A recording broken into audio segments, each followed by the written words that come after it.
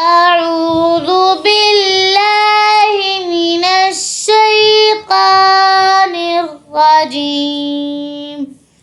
سورة الملك مكية. بسم الله الرحمن الرحيم. تبارك الذي بيده الملك وهو على كل شيء قدير. الذي خلق الموت والحياة ليبلوكم أيكم أحسن عملا وهو العزيز الغفور. الذي خلق 7 سماوات طباقا ما ترى في خلق الرحمن من تفاوت فارجع البصر هل ترى من فطور ثم ارجع البصر كرتين ينقلب إليك البصر خاسئا وهو حسير. ولقد زينا السماء الدنيا بمصابيح وجعلناها رجوما للشياطين وأعتدنا لهم عذاب السعير. وللذين كفروا بربهم عذاب جهنم وبئس المصير.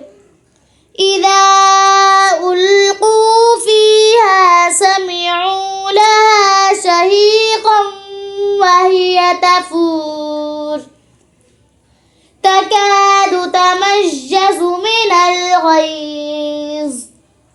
كلما ألقي فيها فوج سألهم خزنتها ألم يأتكم نذير. قالوا بلى قد جاءنا نذير فكذبنا وقلنا ما نزل الله من شيء إن أنتم إلا في ضلال كبير. وقالوا لو كنا نسمع أو نعقل ما كنا في أصحاب السعير فاعترفوا بذنبهم فسحقا لأصحاب السعير. إن الذين يخشون ربهم بالغيب لهم مغفرة وأجر كبير. وأسروا قولكم أو اجهروا به إنه عليم بذات الصدور. ألا يعلم من خلق وهو اللطيف الخبير. هو الذي جعل لكم الأرض ذلولا فامشوا في مناكبها وكلوا من رزقه وإليه النشور. أأمنتم ما في السماء أن يخسف بكم الأرض فإذا هي تمور أم أمنتم ما في السماء أن يرسل عليكم حاصبا فستعلمون كيف نذير. ولقد كذب الذين من قبلهم فكيف كان نكير.